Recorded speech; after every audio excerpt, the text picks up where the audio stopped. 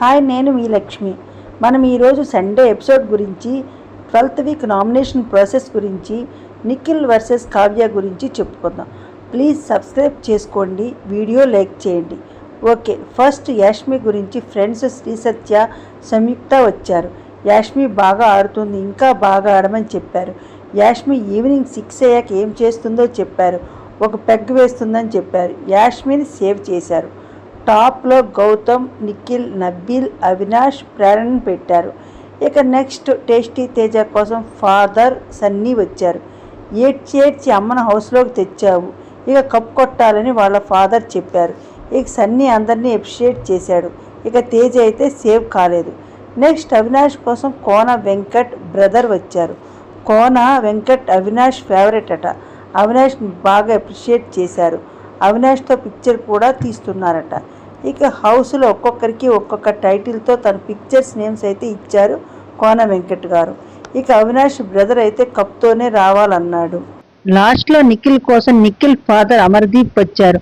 నిఖిల్ని బాద్షాతో పోల్చారు. కప్ కొట్టమని గట్టిగా చెప్పాడు అమర్దీప్. నిఖిల్ ఫాదర్ అయితే బాగా ఆడమని చెప్పారు. నామినేషన్స్ అప్పుడు నీ ఓన్ డెసిషన్ తీసుకో, ఎవరి గురించి నామినేషన్ చేయొద్దని చెప్పాడు అమర్. ఇక టాప్ ఆర్డర్లో అమర్దీప్ కరెక్ట్గా పెట్టలేదు.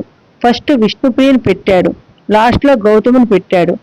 ఎవరి ఫేవరెట్స్ వారు ఫస్ట్ ఆర్డర్లో పెట్టారు. మరీ ఘోరంగా విష్ణుప్రియని ఇద్దరు టాప్ 1లో పెట్టారు. ఫన్నీగా ఉంది. విష్ణుప్రియ కొద్దిగా ఎఫెక్ట్ పెడితే తప్పనిసరిగా టాప్ 1లో ఉండేది. ఇక నామినేషన్స్ లాస్ట్లో అవినాష్, తేజ ఉన్నారు.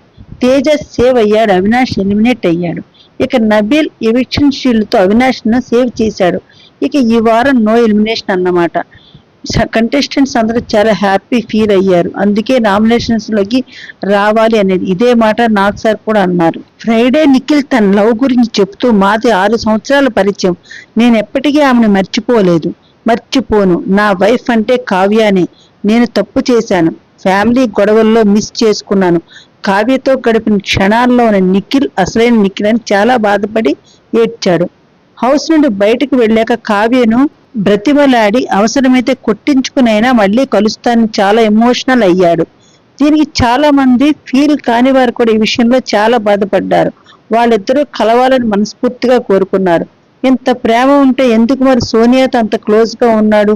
హౌస్లో నిఖిల్ ఇలా ఉంటే అప్పుడే కావ్య నిఖిల్ని అన్ఫాలో చేసింది. బయట ఉన్నప్పుడు అన్ఫాలో చేయలేదు. ఇక ఇన్స్టాలో ఒక పోస్ట్ అయితే పెట్టింది కావ్య.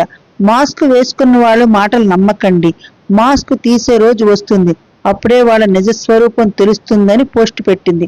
ఇది సోషల్ మీడియాలో అయితే వైరల్ అయ్యింది. అంటే కావ్య ఇంకా నిఖిల్ నమ్మడం లేదన్నమాట. ఇక నామినేషన్ ప్రాసెస్ జంగిల్ థీమ్ లో జరుగుతుంది. బిగ్ బాస్ చరిత్రలో ఎప్పుడూ ఇలాంటి నామినేషన్స్ జరగలేదని చెప్పాలి. హౌస్ నుండి ఎలిమినేట్ అయిన కంటెస్టెంట్స్ హౌస్ లోకి వచ్చి ఇద్దరు నామినేట్ చేయాలి. ఇప్పటికే సోనియా, బేబక్క, శేఖర్ భాష, మణికంఠ, ఆదిత్య హౌస్ లోకి వచ్చారు. ఎలిమినేటెడ్ కంటెస్టెంట్స్ నామినేట్ చేసేవారిని ఒక యానిమల్తో పోల్చి ఆ టాయ్ని తీసుకుని నామినేట్ చేయాలి. ఈక్వేషన్స్ అయితే మారే ఛాన్సెస్ అయితే ఉన్నాయి.